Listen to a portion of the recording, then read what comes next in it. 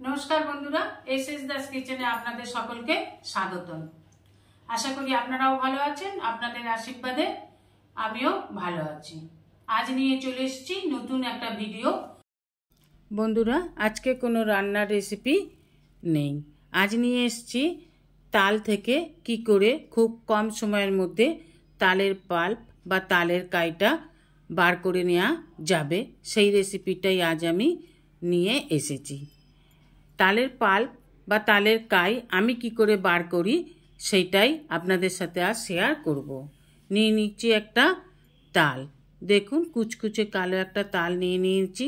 कालो ताल खेते खूब सुस्वादु হয়, खूब मिष्टि হয়, ताई बाजार থেকে ताल केनार समय सब समय तो একটা कालो तालই किनबेन। लाल ताल एकटू तीता হয়। तालेर ओपर दिके जे टुपिर मतन अंशटा थाके प्रथमे एटाकेই ছাড়িয়ে নিতে হবে। একটু চাপ দিলেই টুপিটা হাতে উঠে আসে। এবার মাঝের এই যে অংশটা এখানটা থেকে দুটো বুড়ো আঙুলের চাপ দিলেই তালের আঁটিগুলো আলাদা হয়ে যাবে। এইভাবে চাপ দিন, দেখুন তালের আঁটিগুলো আলাদা হয়ে গেছে। এখানে তালটা তিনটে আঁটি হয়েছে। তালের ভিতরের কালো অংশ আর গায়ের এই কালো খোসাটাকে আমাদের পরিষ্কার করে নিতে হবে।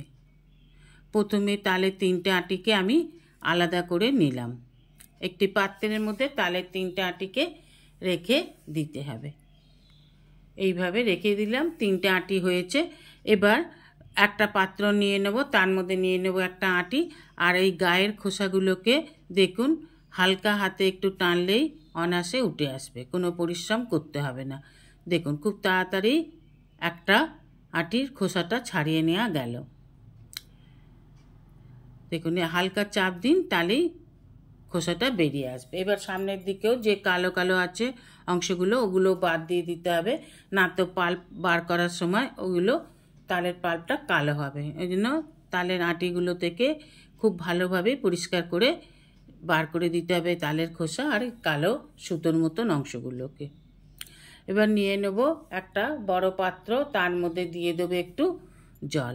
এবার একটু একটু জলের ছিটা দিয়ে তালের পাল্পটাকে বার করতে যাতে সুবিধে হয় তাই এইভাবে চটকে চটকে তালের আঁটিটাকে নরম করে নিতে হবে। দেখুন এইভাবে একটু নরম করে নিলে তালের পাল্পটা খুব তাড়াতাড়ি বেরিয়ে আসে। এইভাবে চটকে চটকে নরম করে নিন। আপনাদের বোঝার সুবিধার জন্য আমি আরেকবারও আরেকটা আঁটি নিয়ে একটু জল দিয়ে চটকে চটকে দেখিয়ে দিচ্ছি।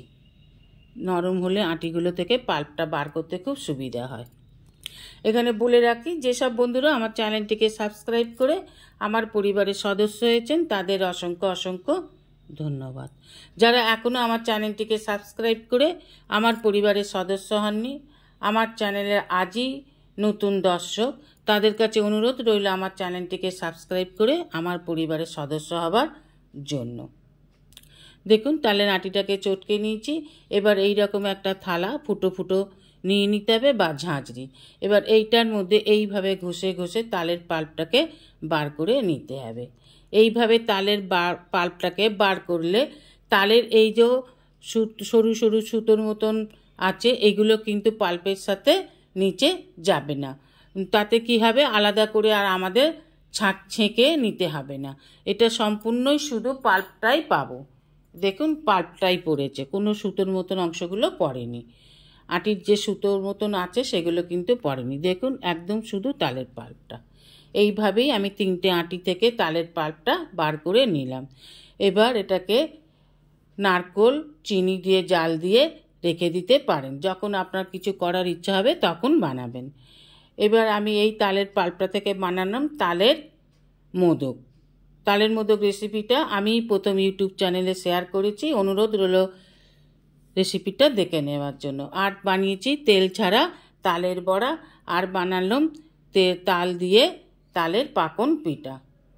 এই তিনটেই রেসিপি আমার ইউটিউব চ্যানেল এসএস দাস কিচেনে শেয়ার করা আছে। অনুরোধ রইল যদি আপনাদের ইচ্ছা থাকে রেসিপিগুলো দেখার জন্য অবশ্যই একবার দেখে নেবেন। ভিডিওটি ভালো লাগলে অবশ্যই একটা লাইক কমেন্ট সাবস্ক্রাইব করার অনুরোধ রইল। পাশে থাকা বেল আইকনটিতে ক্লিক করে দেবেন নিউ ভিডিওর আপডেট পাওয়ার জন্য। সবাই ভালো থাকবেন।